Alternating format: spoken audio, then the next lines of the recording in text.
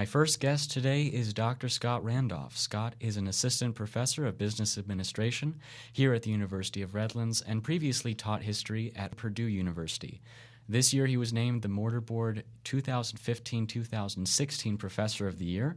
Students have described him as exceptional, encouraging, dedicated, and challenging. It's a pleasure to have him on the programs. Dr. Scott Randolph, welcome to Inside the Studio. Pleasure to be here. So for those that don't know, you're from New Jersey. I am. And you can catch that in my voice. Sometimes I talk like I'm from New Jersey. And what was it like growing up in your town? All right, so I grew up in a small town in central New Jersey called Metuchen. It's the only one in the country. We're very proud of that. A small town, about 13,000 people. I mean, my high school graduating class was 125 folks, and of those people, a third of them you'd known since kindergarten, and everyone else you'd met in 7th grade as you went through. It was an enjoyable place to grow up. It was a place that, for me, provided all the kinds of opportunities I needed.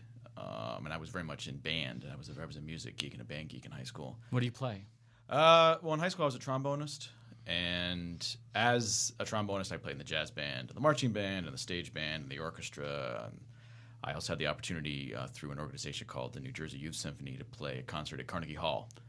What was that like? That's incredible. Carnegie Hall is... I retired at that point. I mean, there's really nowhere to go go except down. You had an illustrious career so at that point. Absolutely. Let's see, January 1989, so I was a little past 18 years of age, and there I was on the stage at Carnegie Hall with the New Jersey Youth Symphony, and the acoustics in that place, the experience. I very much remember the last rehearsal before the actual performance, and we were doing Rimsky-Korsakov's Russian Easter Overture, and it ends with these full orchestra chords that are repeated. And so the director, and we did the chords, and we played them.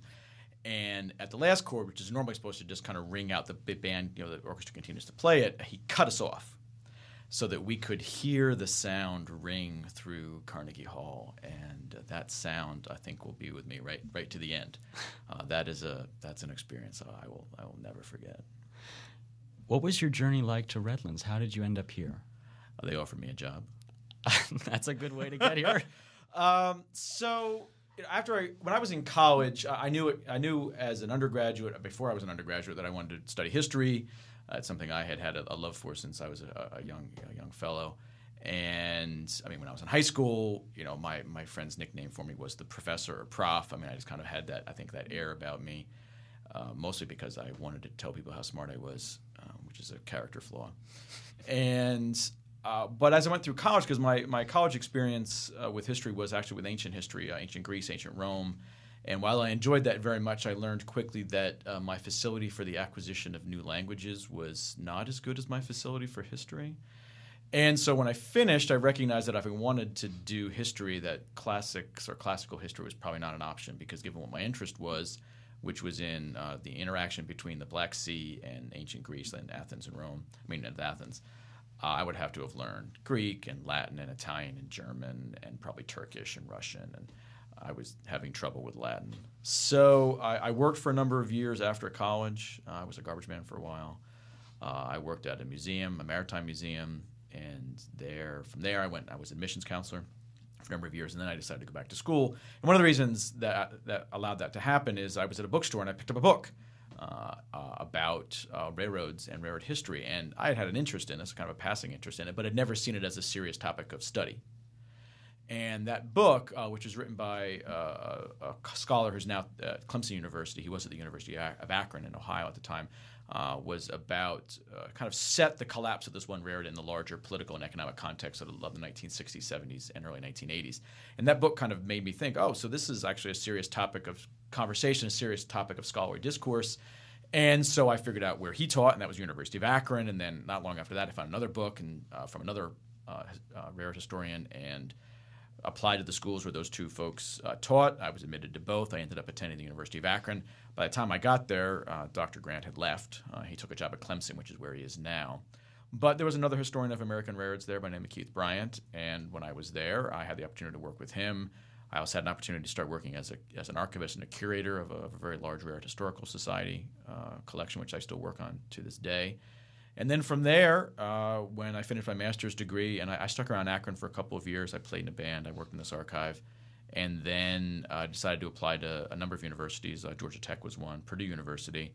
And I was about to go to Georgia Tech when I had the opportunity to go visit Purdue and met John Larson, who would be my dissertation advisor. And from there, finished, not overnight. It took a number of years to finish that doctorate. And then, my path took me to a one-year visiting position at the University of Wyoming in Laramie, Wyoming, which is a town that I adore. From there, that was just a one-year visiting position. I took a job at Armstrong Atlantic in Savannah, and then when I saw this job here, because the job at Armstrong was a good job, but it was kind of a generic history job, and my background and my training in business and economic history wasn't a part of what I was doing there, and what the business department here was looking for was somebody who could teach this gateway entry business history course, and that was what I had trained to do, and I came and interviewed, and as it happened, I came in to actually give a lecture in the course that I now teach principally. And it was a lecture that I enjoyed giving. It's a lecture you've heard, kind of the transition from Victorianism to modernism. And, I think I did fairly well. And I remember my colleagues sitting in the back, who are now my colleagues sitting in the back of the room and laughing.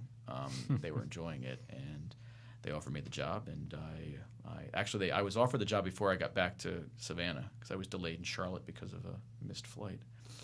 So that's how I ended up here. And that's now 5 years ago. So are you familiar with the website ratemyprofessors.com? I understand that the website exists, yes. Do you know where I'm going with this? I have a suspicion. So I took a look at your page on that website, and it seems like a very common compliment is that you, quote, make a typically boring subject extremely interesting. It's called a backhanded compliment. So what is your process of making sure that both you and your students are engaged in the topic that you're lecturing on? Well, I'm deeply interested in the topic, so that helps. And, I come from a family of performers. One of my brothers worked for Missoula Children's Theater. We're all musicians of some type or another, and I like giving a performance. So part of it is just the excitement of the material, which I enjoy. Part of it is I think I have a certain facility for that performance. And I feed off of the reaction I get from students, and I think part of that came because my first teaching opportunities were with big classes. I remember teaching. This would have been the fall of 2004, which was my first class that I taught at Purdue University where I was a graduate student, and there were 90 or 100, 110 students in the class. It was a big class, and no mics, it wasn't a high tech room. If it was going to happen, I had to, deliver it. So I just went and was loud and ran around the room and was boisterous, and I got a positive reaction, and I've kind of continued to teach that way. And I enjoy it. That's the way I enjoy teaching. It definitely comes off that way because I just look forward to your class every other day, every Monday and Wednesday. You're very kind to say so. No, I'm serious. We had our first interaction when I was a prospective student, and you were teaching the one class that I sat in on, and you called on me, and I remember participating in a college course as a senior in high school and feeling like I could fit in, and that's completely thanks to you. And I know I've probably said this to you a bunch of times, but I just can't stress that enough. You absolutely played a huge role in why I'm here at the University of Redlands. So well, I appreciate you saying that, Evan. Thank you. Thank you very much. Actually, this year is an interesting. I just found out today that there are two graduating students. One of whom I knew of, but the second one I just learned about today, who in my first year while I was here came and visited my classes and are now graduating. So in some ways, it's kind of the first actually full cycle of students that I've interacted with from as high school seniors to now graduating college seniors, which is one that says I've been here long, and two that they came and they then took my classes. So I guess it was a positive experience. Absolutely. And can you stick around for a minute? We've just barely scratched the surface. More inside the studio in a moment. Stay tuned.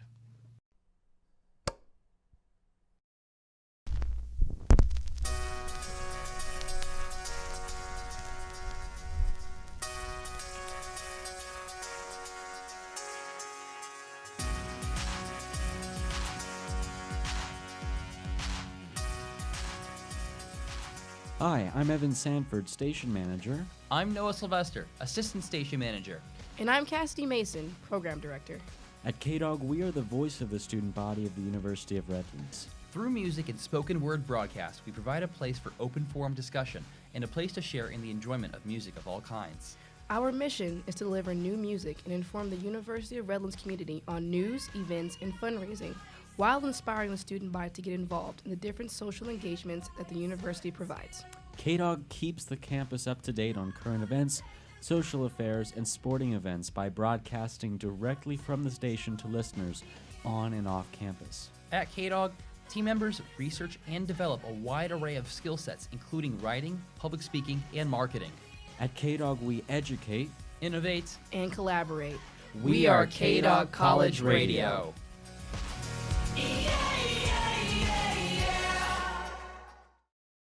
Welcome back to Inside the Studio. We're talking with Dr. Scott Randolph from the University of Redlands about his time here as a professor. What classes do you teach besides Business 226? Because that's more or less what you're known for. Well, that's most of the majority of my teaching responsibility. I also teach Business 434, which is Applied Business Ethics, and that's a requirement for most of the business students. And I'm teaching that right now. And I have taught twice a first-year seminar, which I teach in conjunction with Janelle Juligay, who's the business subject librarian. And that is a course that begins with a base of archival materials from the archive that I run. And we look at questions from the 1930s about employment and unemployment and railroads and the nature of the Great Depression and the New Deal. And right now, that's the sum total of my teaching responsibilities. It is my plan, assuming I get tenure and I enjoy a sabbatical to get a chance to do some research and whatnot, to come back and offer some different courses above and beyond that.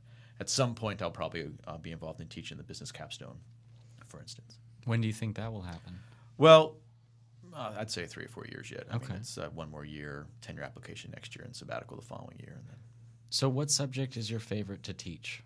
well, history. History. I mean, that's my training. I mean, I've been trained as a historian, and it's fairly unusual for a business department to have a historian on staff. Although when I arrived, there was another historian, Dr. Jeff Fear, who I think had the best, actually, collegiate professor name of all time, Dr. Fear.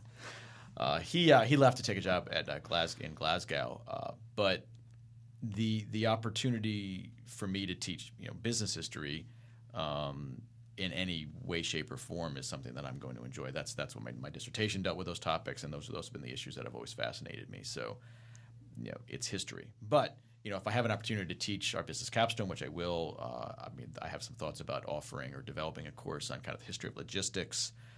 Transportation logistics in particular, because that's something that kind of fits into my scholarly wheelhouse.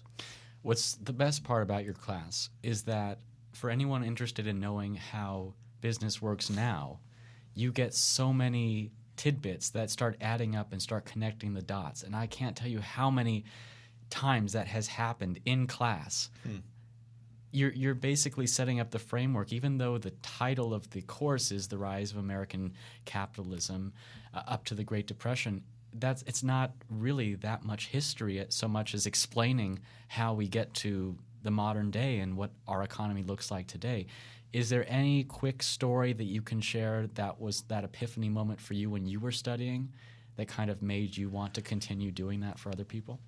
Wow. I can't say that's the case. I've always known this is what I wanted to do. I mean, at 14, you think you're going to be a lot of things, like a race car driver and a number of other idiotic things. But ever since I went to college, from that point on, being a professor was what I knew I was going to do. So I can't kind of point to a particular kind of epiphany. I mean, I could talk about some of the faculty along the way who inspired me. About whether the way I teach or the way I grade or the way I interact with students, but I couldn't point to a moment where I go, okay, that's where it happened. The only thing that I might, and it actually goes way far back. I kind of grew up in a Presbyterian church in New Jersey. It's kind of a a story about my family. Like my father's father believed that you should go to church on Sunday, but he didn't frankly care where you went, and he had to move a lot. And so my father, growing up, had to move a lot, and so they attended whatever church was within walking distance of their house, and they moved multiple times. And so when my parents moved to Metuchen when I was about 2 years old, the nearest church was Presbyterian Church, so that's where we went, not because there was some kind of doctrinal fascination with Presbyterianism, but that's because it's the closest place.